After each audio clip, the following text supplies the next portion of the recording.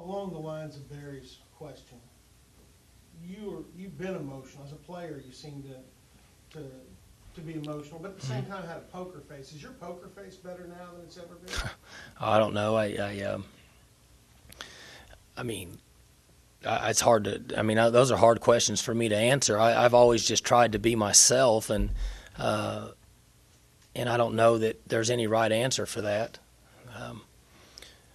I think at times there's situations that that can happen. Like it's when the most difficult thing for me to handle is a situation with an Ori Lemon or Kai Staley, these injuries to these guys that are good guys that work hard, and then you have to approach the team and just reinforce that everything's okay, and it's hard because it's hard on me. That's the most difficult part for me. The structure and the discipline and all that, because we believe it's the right thing to do, that's easy to stay within the guidelines because we think it's the right thing to do. Like during the game, when something happens that's negative, you don't want your team to get a negative vibe. I mean, are you better at that than you've ever been? I guess just from experience, but yeah, you got to play the next play. Can't worry about what happened because you can't change it. You don't know what's going to happen tomorrow, and you certainly can't fix what happened yesterday. You can only play and live for today, and it's the same thing in football. Just play the next play. Why wouldn't you have hired you 5 years ago instead of? Well, just look back at all the mistakes that you can make as a head coach, and you think, I don't know why, if when I was doing it, I think that we all probably are more critical of each other, or ourselves, I should say, than other people. And I just, make a lot of mistakes, and I don't know that I would have hired me back then. You look around and you see, wow, should have done this different, and recruiting and everything, and I don't know that I would have recruited me as a player either. But you'd hire yourself now, right? I don't know. I don't have to make that decision. But that would make you a better coach now, when that's Barry's question. I don't think there's any question from maturity that I'm further along than I was when I started this. Yeah. Coach Gundy, were you able to appreciate the defensive effort Saturday, or did you have to see it on film? No, I was able to appreciate it. We had a pretty good feel for what we were doing offensively, so we made some adjustments. So I had a chance to see quite a bit of the game, and it changes each week. Sometimes there's a lot of work that has to be done between series if there's something new, or if you just need to run your plays and make small adjustments, you get to see more. So I got to see more and was very pleased with the way our team tackled and had run to the football. And, I've said this each week, but as a coach, if your players are competing hard and they're giving you everything they have, then that's satisfying, and it is to me, and they're continuing to play hard. Have the defenses in the Big 12 finally caught up with the way the offenses have been performing in the past few years? Well, certainly this year, and I don't really follow it that close, but statistically, you guys know more about it than I do. I would say that it's balanced out some.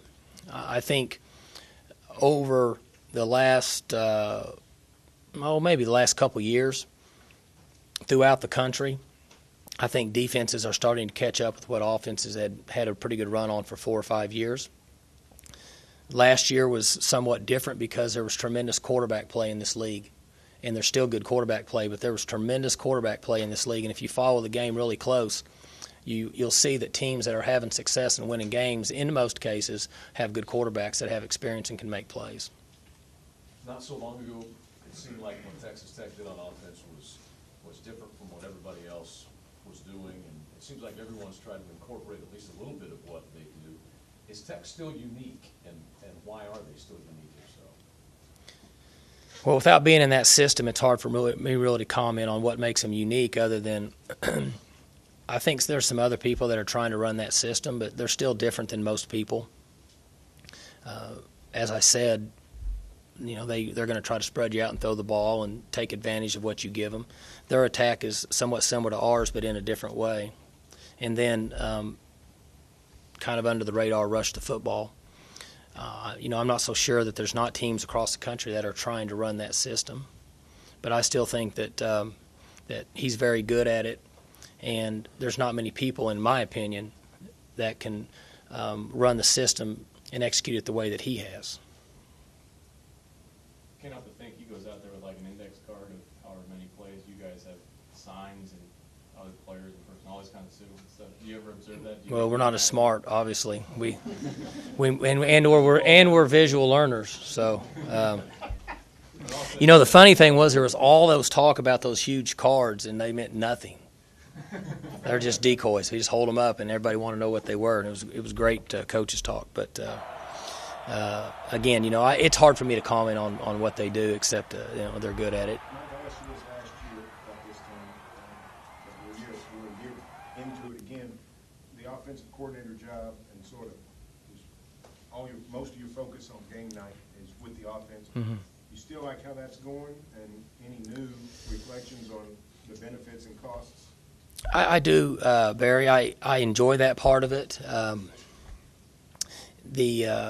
It gives me an opportunity to have a relationship with the players in something that I have some experience in being involved with quarterback play and offensive schemes, and I still enjoy the strategic part of it. There's obviously some areas of concern when you do that. It takes you away from observation of coaches. It takes you away from some recruiting because it takes a lot of time. I mean, there's no question about that. But I think we're able to manage right now where we're at, and I feel comfortable. Coach Young and that staff, they control the defense, and they keep me updated on what's going on. And other than that, that's what we have them here for. And so there's no reason for me to get involved in something I don't have a thorough background in. And Coach DeForest handles special teams. He's been doing it for 20 years, and he's had success at it. And so he keeps me updated on what's going on, and I don't really get involved in it, let him do his job. Is game night, during the game, any new problems cropped up? It's actually been a little better this year. Is Bill Young part of that? The fact that such a veteran guy is... He's helped a lot, Barry.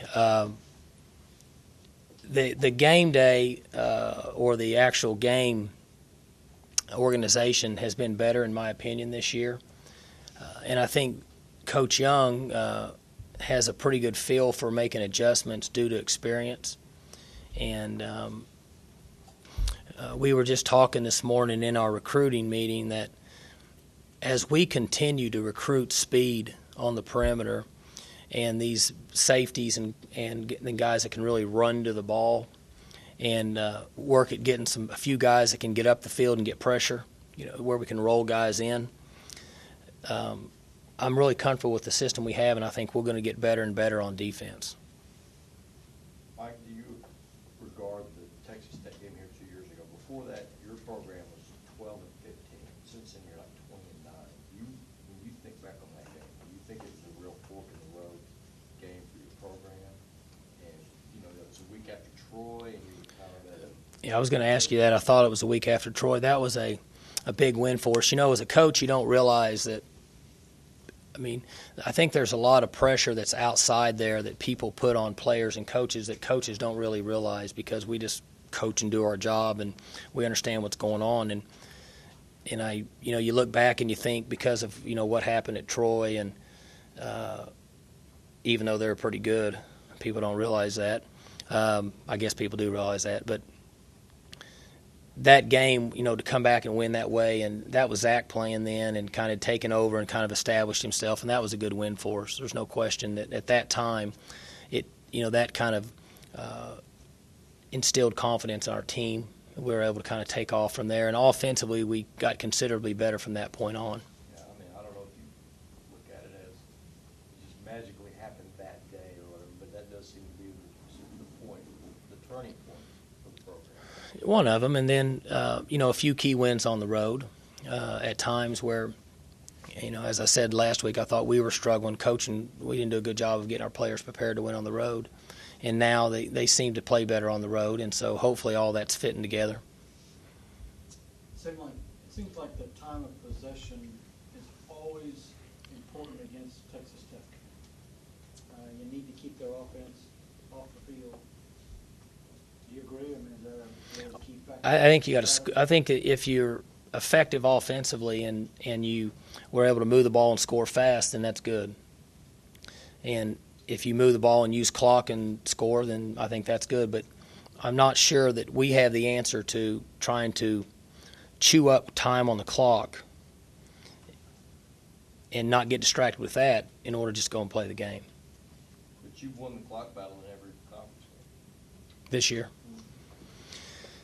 Well, that's probably, we run the football more than, most people, and so. You doubled up Iowa State, and then Right. and you had 17 minutes of Baylor. So if you can do that Saturday, that'd probably. That would help. But I think you got to stay focused on running your system and scoring points and managing the game.